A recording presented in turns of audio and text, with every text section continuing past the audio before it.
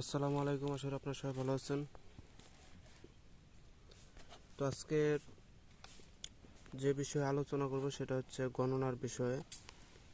আপনারা অনেকেই গণনা করার জন্য করে আমার সাথে যোগাযোগ করতেছেন, কমেন্টও করতেছেন। আসলে এই গণনা এবং আজকের যে বিষয়টা, আজকের ভিডিওটা যারা দেখবে তারা অবশ্যই গণনা বিষয়ে কিছুটা অভিজ্ঞতা হবে। এই গণনা ভাই অনেক প্রকারের আছে, আর গণনা করতে গেলে সাধন করতে হবে। তো আজকের বিষয়টা হচ্ছে সেই গণনার বিষয়ে। তো আপনারা ভিডিওটা মনোযোগ দিয়ে দেখবেন, শুনবেন।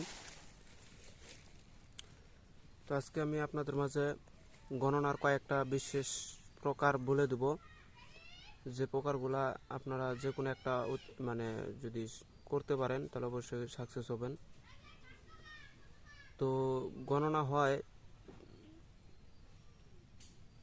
আপনারা গণনা করতে পারবেন তসবি দিয়ে, গণনা করতে পারবেন ঘটি দিয়ে, গণনা করতে পারবেন শ্মশানের পাতিল দিয়ে, গণনা করতে পারবেন কামসিঁদুর এবং সরিষার তেল দিয়ে, আপনারা গণনা করতে পারবেন সুতা দিয়ে, গণনা করতে পারবেন কাঠি দিয়ে, লাঠি অর্থাৎ কাঠি। আপনারা গণনা করতে পারবেন, ভাই গণনা অনেক প্রকার, বাতাসা এবং এক গ্লাস পানি দিয়েও গণনা করতে পারবেন। এক গ্লাস পানি আর সুপারি এটা দিয়েও গণনা করতে পারবেন। তার মেলা প্রকারের গণনা আছে। যাই হোক, গণনার মনে করেন যাই যেটা করে থাকে। তো আমি আমার ওস্তাদের কাছ থেকে শুধুমাত্র গণনার যে জিনিসগুলো পাইছি তার ভিতরে মনে করেন যে শ্মশানের পাতিল এটা দিয়ে আমি গণনা করতে পারি। আরও কয়েকটা পাইছি, তার ভিতরে দুইটা বিশেষভাবে প্রয়োগ করি। কিন্তু আপনাদেরকে বলবো, যদি আপনারা কেউ ওস্তাদ ছাড়া গণনা করতে যান,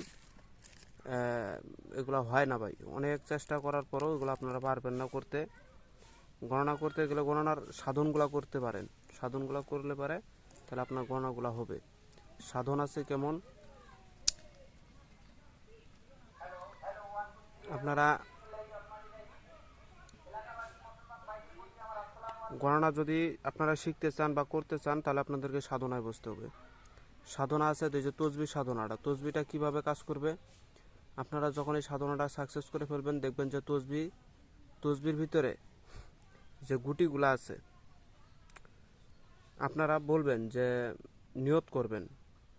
সর্বপ্রথম তসবিকে তো ওই যে বিষয় নিয়ে যে মন্ত্র দিয়ে সাধনা করছেন ওই মন্ত্র পইরা ওই তসবির মধ্যে ফুঁক দিয়ে ওই তসবিটাকে আপনারা চোখ বন্ধ করে তসবিটাকে উল্টাপাল্টা করবেন। করার পরে তসবির যে কোনো এক জায়গায় হাত রাখবেন, গুটির মধ্যে তসবির যে গুটিগুলো আছে এই গুটির মধ্যে যে কোনো এক জায়গায় হাত রাখবেন।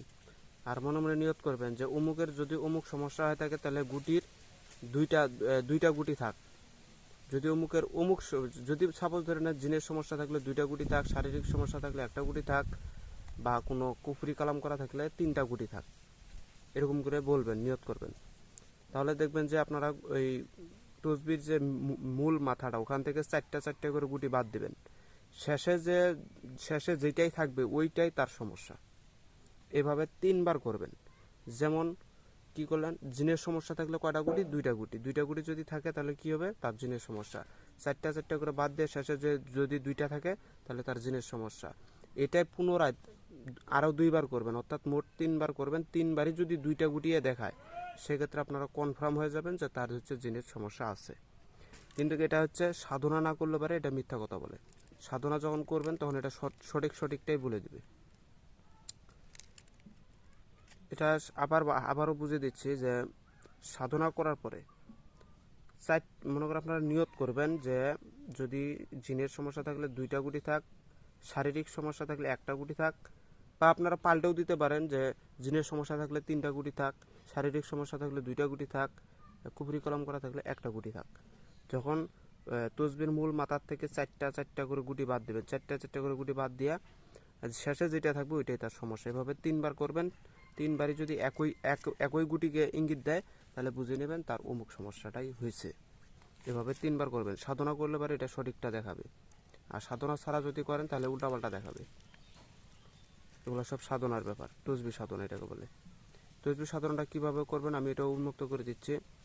এটা 2টা প্রকারে আমার ওস্তাদ বলছে। একটা হচ্ছে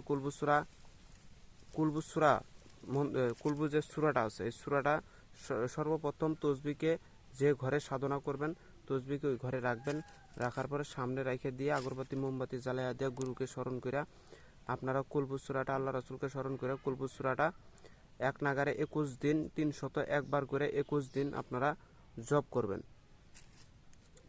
জপ করলে পরে 21 দিন যখন 21 দিনের দিন ওই তসবিটাকে আপনার হাতে মনে করেন যে তসবির সাধনাটা শেষ।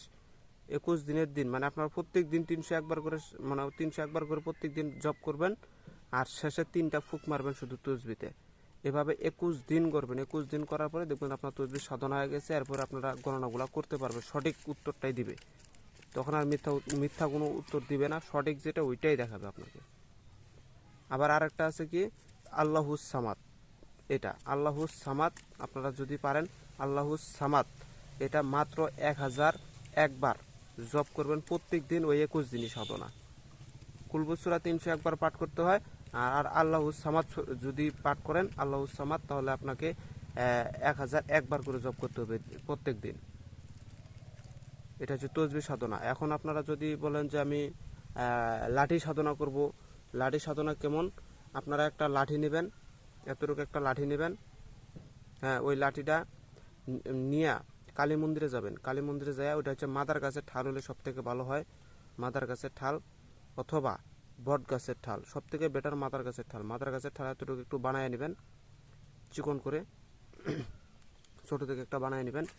নিয়ে আপনারা কালী মন্দিরের সামনে যখনই মানে সাধনা করতে যাবেন, এভাবে 7 দিন সাধনাটা করতে হয়। মাত্র 7 দিন, বেশি দিন লাগে না, 7 দিন। কিন্তু এই একই মন্ত্র দিয়ে অনেক প্রকারের সাধনা করা যায়।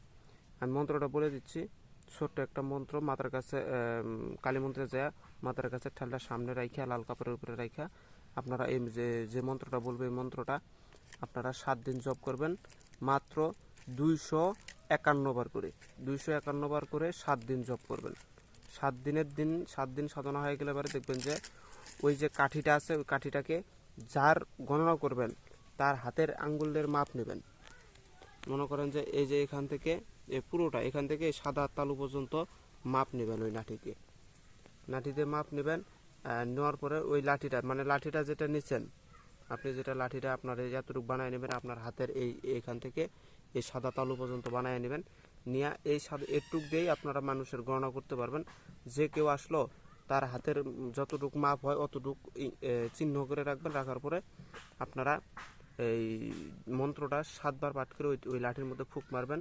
লাঠিটা একটু পলায় রাখবেন ওই লাল কাপড় দিয়ে পেঁচায়, তারপরে ফুক মারবেন। ফুক মেরে দেখবেন যে লাঠিটা, যদি আপনারা নিয়ত করবেন যে যদি অমুকের সমস্যা থাকে তাহলে লাঠিটা 1 আঙ্গুল বার, যদি অমুক সমস্যা থাকে তাহলে 2 আঙ্গুল বার, অমুক সমস্যা থাকলে 3 আঙ্গুল বার। এভাবে দেখবেন যে 3 আঙ্গুল বাড়বে। মনে করেন যে আপনাদেরকে বোঝানোর ক্ষেত্রে, এটা মনে করেন যে লাঠি আপনার মাপ, আপনি মনে করেন যে তার হাতের মাপ দিলেন, এটা পুরোটাই, এটা তার হাতের মাপ। যদি তার বলবেন যদি তার জিনের সমস্যা থাকে 1 আঙ্গুল বার, যদি তার শারীরিক সমস্যা থাকে 2 আঙ্গুল বার, আর যদি কোনো কুফরি কালাম করা থাকে 3 আঙ্গুল বার। তাহলে দেখবেন যে আপনারা মন্ত্র বলার পরে যখন বাইর করবেন, বাইর করে দেখবেন যে এভাবে মাপবেন, যেভাবে আঙ্গুলটা দিছি এভাবে, এটা হচ্ছে 1 আঙ্গুল, আর এটা হচ্ছে 2 আঙ্গুল, এটা হচ্ছে 3 আঙ্গুল। দেখবেন যে অটোমেটিক লাঠিটা অনেক বড় হয়ে যাবে, অটোমেটিক দেখবেন যে বড় হয়ে যাবে, 1 আঙ্গুল বাড়বে। তাহলে মনে করবেন যে তার অমুক সমস্যা, 2 আঙ্গুল বাড়লে অমুক সমস্যা। এটা হচ্ছে লাঠি সাধনা। মন্ত্রটা হচ্ছে ফুলের ভীষণ কৈলাসে থাকে, মা ফুলের সাধনা ভক্তে রাখে, ভক্তের বাঞ্ছনা পূর্ণ কর, তা না হলে 30 কোটি দেবতার মাথা খা। এই মন্ত্রটাই, এটা হচ্ছে জবা ফুল নিয়ে আপনার লাঠি নিয়ে ওই কালী মন্দিরে আপনাকে সাধনাটা করতে হবে 7 দিন। 7 দিন সাধনা করবেন, 251 বার করে মন্ত্র জপ করবেন। এভাবে 7 দিন করবেন। 7 দিন সাধনা করার পরে আপনাকে সঠিকটাই দেখাবে। মহাফুল ফুলের ভীষণ কৈলাসে থাকে, মা ফুলের সাধনায় ভক্তে রাখে, ভক্তের বাঞ্ছনা পূর্ণ করতে নাহলে 30 কোটি দেবতার মাথা খা। লাঠিটাকে সামনে রাখবেন, জবা ফুল 3টা করে প্রত্যেক দিন রাখবেন, 3টা করে তাজা জবা ফুল রাখবেন। যখন আপনার 51 বার মন্ত্র পড়া শেষ হয়ে যাবে, ওই 3টা ফুল আর হচ্ছে ওই আপনার এই লাঠিটা ওই কালী মন্দিরে রেখে আপনারা চলে আসবেন।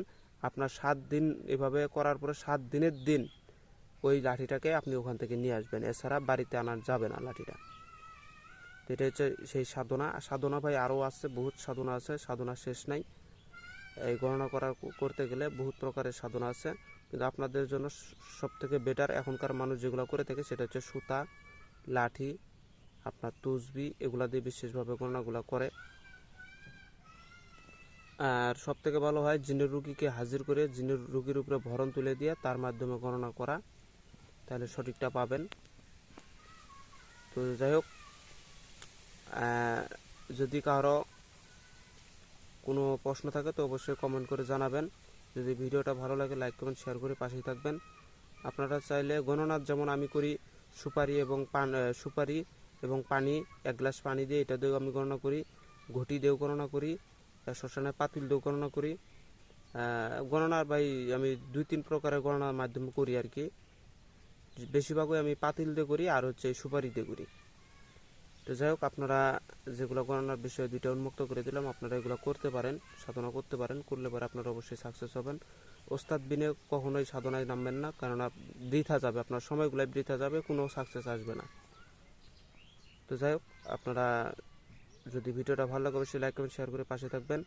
আর আজকে আমি 3 জনের মাল অর্ডার করছে, তো তাদের মালগুলো আমি পাঠাইতে পারতেছি না আজকে। মাল যত সম্ভাবনা আছে কালকে পাঠাবো। আর যারা চান্ডালাহার অর্ডার দিচ্ছেন, তো আমি আপনাদের কাছে বলবো, যদি আমার কাছে বর্তমান যেগুলো আছে যদি ওগুলো নিতে চান তাহলে ওগুলাই পাঠাবো। আর যদি আপনারা নতুন নিতে চান, আমার কাছে 6-7 দিনের মধ্যে নতুন কিছু মাল আসতেছে, যদি ওখান থেকে নিতে চান তাহলে আপনাকে 6-7 দিন অপেক্ষা করতে হবে। আর যদি বলেন যে পুরাতনগুলাই দেন, তাহলে আমি পুরাতনগুলাই দিয়ে দেবো। কিন্তু আমার মতে নতুন যেগুলো আসতেছে ওগুলোর থেকে নিলে বেটার হবে, ভালো হবে, কারণ আপনাদের ইচ্ছা। তো যাই হোক, সবাই ভালো থাকেন, খোদা হাফেজ, আসসালামু আলাইকুম।